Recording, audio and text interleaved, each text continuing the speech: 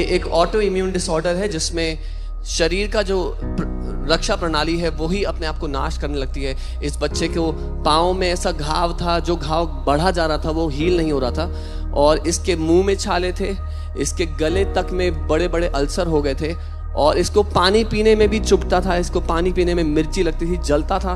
खाना तो दूर की बात है, ये बच्चा लिक्विड पर, नारियल पानी पर जिंदा था और उसको वो भी जलता था, और ये बच्चा खून की उल्टियां करता था इस बीमारी के चलते। मैं पहले मम्मी से पूछना चाहता हूँ, आप बताएंगे गौरव को क्या हुआ था? इतना बड़ा जख्म हो गया कि मेरा बच्चा चल भी नहीं सकता था। डॉक्टर ने जवाब दे दिया, वहाँ से इसको रेफर कर दिया लखनऊ। वहाँ भी दवाई मेडिसिन दिया डॉक्टर ने, उससे भी आराम नहीं हुआ। 2022 से इसका इलाज चल रहा था। इसकी रिपोर्ट्स हैं, इन रिपोर्ट्स में कुछ नहीं आता था पहले।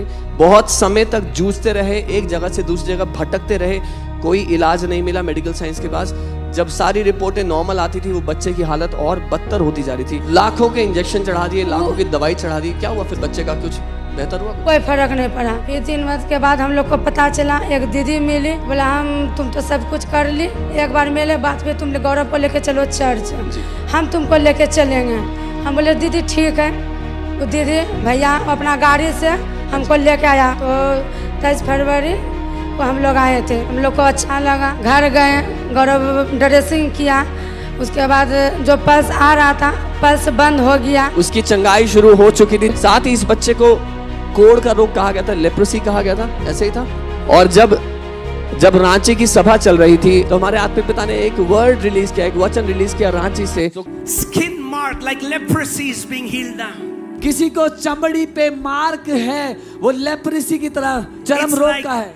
you scratch so much that it bleeds. वो कोढ़ की तरह है, आप इतना खुजाते हो कि उसमें खून आता है, And the wound doesn't heal because you have constant itching.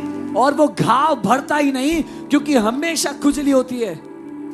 The Lord is healing you now. प्रभु आपको अभी चंगा कर रहे हैं। कोढ़ की बीमारी को प्रभु यीशु मसीह ने इस वचन के द्वारा चंगा किया। ये घाव इतने सालों से जो भरा नहीं था, पूरा भर गया है, नई स्किन आ गई है वहाँ पे, और साथ ही इनकी जो ये पायोडर्मा नाम की बीमारी है उसमें चंगाई शुरू हो चुकी है। परमेश्वर ने 95% इन घावों को भर दिया है, चंगा कर दिया है। उसको महान स्तुति दे क्योंकि वो जिंदा परमेश्वर है।